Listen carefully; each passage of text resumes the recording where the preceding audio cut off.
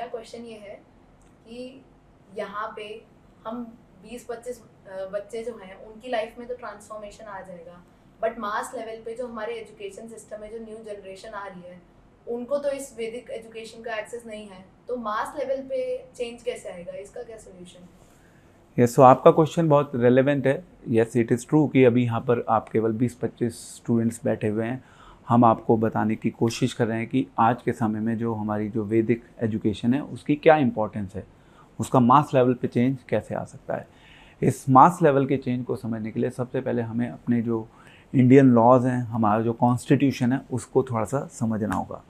तो हमारा जो कॉन्स्टिट्यूशन है, हमारा कॉन्स्टिट्यूशन जो है वो इस संसार का सबसे बड़ा कॉन्स्टिट्यूशन है। एंड डेमोग्राफिकली इंडिया एक छोटी सी कंट्री है, बट जब हम कॉन्स्टिट्यूशन की बात करते हैं तो कॉन्स्टिट्यूशन के लेवल पे इंडिया का कॉन्स्टिट्यूशन बोरो किया गया है। It's the largest constitution in the world. तो इस कॉन्स्टिट्यूशन को कहाँ से बोरो किया गया था? इस कॉन्स्टिट्यूशन को हमने बोरो किया यूएस से, यूके से, आयरलैंड से, फ्रांस से, एंड देन फाइनली एक बहुत बड़ा कॉन्स्टिट्यूशन बन गया। Over a period of time ये जो कॉन्स्टिट्यूशन है, सो फॉर ए लेमैन, अगर आपके माइंड में ये प्रश्न आता है कि एग्जैक्टली कॉन्स्टिट्यूशन है क्या, एक जनरल क्वेश्चन है जो कोई भी पूछेगा कि कॉन्स्टिट्यूशन का आखिर मतलब क्या है, हमारी लाइफ से उस कॉन्स्टिट्यूशन का क्या लेना देना है। तो इसका आंसर सिंपल है कि आप अपनी लाइफ में जो भी करते हैं प्रैक्टिकली, अगर आप लेट से अभी बाहर निकले, रास्ते में जा रहे हैं, आप घर में भी रह रहे हैं, तो आपके ऊपर अलग अलग लॉज जो होते हैं वो एप्लीकेबल होना शुरू हो जाते हैं। जैसे अगर आप गाड़ी चला रहे हैं रास्ते में, तो आपको ट्रैफिक के लॉज को फॉलो करना होगा। तो बहुत सारे लॉज हमारे ऊपर काम कर रहे होते हैं जो कि एक तरीके से एक सोशल सिस्टम के थ्रू डिज़ाइन किए गए हैं, जिसको गवर्नमेंट इम्प्लीमेंट करती है, एनफोर्स करती है। वो जितने भी लॉज आज सोसाइटी में बने हुए हैं, उन सभी लॉज का जो फाउंडेशन है, उन सभी लॉज का जो स्ट्रक्चर है, वो कॉन्स्टिट्यूशन है। सारे लॉज कॉन्स्टिट्यूशन के ऊपर बेस्ड है, उसकी फाउंडेशन कॉन्स्टिट्यूशन है। तो इसलिए कॉन्स्टिट्यूशन हम सभी के लिए रेलेवेंट हो गया। तो जो कॉन्स्टिट्यूशन है, constitution over a period of time बहुत से अमेंडमेंट से गुजरा, उसमें बहुत से चेंजेस हुए। 1950 में हमारे कॉन्स्टिट्यूशन को अडॉप्ट किया गया था, उसके बाद बहुत से उसमें चेंजेस हुए। और यस, एक नोटेबल चेंज जो कि 1972 में आया, उस चेंज ने चीज़ों को हिला दिया प्रैक्टिकली। तो उसमें बेसिकली एक इम्पॉर्टेंट वर्ड को इंसर्ट किया गया हमारे कॉन्स्टिट्यूशन में, वो वर्ड था सेकुलरिज्म। एग्जैक्टली ये सेकुलरिज्म है क्या, ये कैसे काम करता है, उसको will just try to understand, क्योंकि अल्टीमेटली उस सेकुलरिज्म की वजह से हमारे एजुकेशन सिस्टम के ऊपर एक सिग्निफिकेंट इम्पैक्ट आ गया।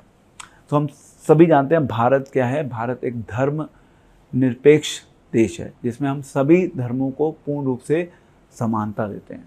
और सेकुलरिज्म का एक लेवल पे मतलब ये है कि सेकुलरिज्म के थ्रू हम अल्टीमेटली सभी धर्मों को अपना जो धर्म है, धर्म का प्रचार करने के लिए परमिशन देते हैं। कोई भी किसी भी धर्म का पालन कर सकता है, उसको फॉलो कर सकता है, अपनी लाइफ से जोड़ सकता है। ये सेकुलरिज्म है। तो freedom to practise any religion, it comes through secularism. तो ये एक पॉजिटिव पार्ट हो गया सेकुलरिज्म का।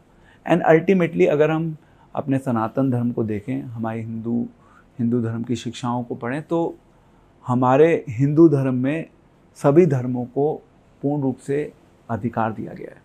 तो ओरिजिनली जब कॉन्स्टिट्यूशन बना था, तो उस समय सेकुलरिज्म के कॉन्सेप्ट को ऐसे इंसर्ट करने की आवश्यकता ही नहीं थी, क्योंकि हम सब प्रैक्टिकली अपने हिंदू धर्म के अनुसार we were not really fighting with people in the name of religion. वो हमारा धर्म है जो हमें अल्टीमेटली सिखाता है, वो नेचुरली हमारे धर्म में इंक्लूडेड है। बट जब सेकुलरिज्म आ गया तो फिर एक नया कॉन्सेप्ट ऐड हो गया कि भाई जो एजुकेशनल इंस्टीट्यूशंस हैं, जहाँ पे हमें शिक्षा मिलती है, एजुकेशनल इंस्टीट्यूशंस गवर्नमेंट मशीनरी के लेवल पे कहीं भी कोई भी किसी को भी किसी भी रूप में रिलीजियस इंस्ट्रक्शंस को इम्पार्ट नहीं करेगा। अभी एक बहुत बड़ा चेंज आ गया। उस चेंज का इम्पैक्ट क्या हुआ? अल्टीमेटली जो हमारी एजुकेशन सिस्टम, जो हमारी एजुकेशन थी, उस एजुकेशन को जो कि प्रैक्टिकली ब्रिटिशर्स ने मैकोले के थ्रू जिस एजुकेशन सिस्टम को चेंज किया था, इंडियन एजुकेशन एक्ट को इंट्रोड्यूस करके, हम प्रैक्टिकली उसी लॉ को फॉलो करते रह गए। और देन अल्टीमेटली हुआ क्या, धीरे धीरे स्कूल से वैदिक एजुकेशन कंप्लीटली आउट हो गई। आज के समय में सबसे बड़ा दुर्भाग्य ये है कि बाहर के देशों में, अगर हम जर्मनी की बात करें या और भी कंट्रीज़ में, प्रैक्टिकली लोग आज के समय में भगवत गीता पढ़ रहे हैं, संस्कृत को पढ़ रहे हैं। बट हमारे देश में हम ऐसा नहीं कर सकते, एंड हम वहाँ पे ऐसा नहीं कर सकते जिस देश की जो डेमोक्रेसी है वो प्रीडोमिनेटली, इवन आज के समय में हिंदू इज़ द मेजोरिटी, सनातन धर्म जो है वो मेजोरिटी में है, बट फिर भी हम अपने ही धर्म का पालन नहीं कर सकते एजुकेशन सिस्टम के थ्रू। ये एक बहुत बड़ा एक डिस्कनेक्ट हो गया हमारी सोसाइटी में। उसका इम्पैक्ट क्या हो रहा है? उसका इम्पैक्ट ये हो रहा है कि प्रैक्टिकली जितने भी लोग हैं, यानी कि जितने भी बच्चे हैं, शुरू से ही उन लोगों को उस एजुकेशन का एक्सपोजर नहीं मिल पा रहा, एंड उससे सोशल सिस्टम में एक डिस्कनेक्ट आ गया।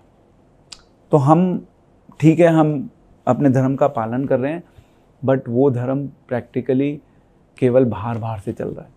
हमारे ब्लड में तो ऑलरेडी जो वेस्टर्न एजुकेशन का जो कॉन्सेप्ट है, इंडियन एजुकेशन एक्ट के थ्रू जिसको इंट्रोड्यूस किया गया था, हम उसी को फॉलो कर रहे हैं।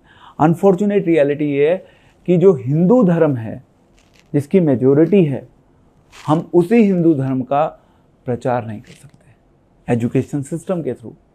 तो आज की जो यंगर जनरेशन है, अगर हमें उनको सही वैल्यूज़ देनी है तो उसके लिए हमें एजुकेशन सिस्टम में गवर्नमेंट मशीनरी के थ्रू चेंज लेकर आना होगा। हमारे पास कोई चॉइस अवेलेबल नहीं है।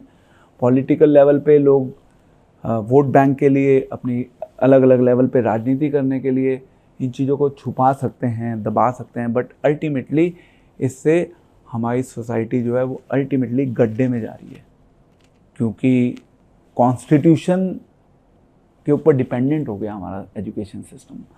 कॉन्स्टिट्यूशन उस चीज़ की परमिशन नहीं दे रहा। जैसे अगर हम कई बार गवर्नमेंट कॉलेजेस में जाते हैं, हम वहाँ पे रिक्वेस्ट करते हैं कि भाई इस तरीके से हम कोई लेट्स से स्पिरिचुअल सेमिनार करना चाहते हैं, कुछ एजुकेशन स्टूडेंट्स को इम्पार्ट करना चाहते हैं, तो दे क्लियरली से नो टू इट, बिकॉज वो उनकी पॉलिसीज़ के खिलाफ है। एक बहुत बड़ा डिस्कनेक्ट हो गया।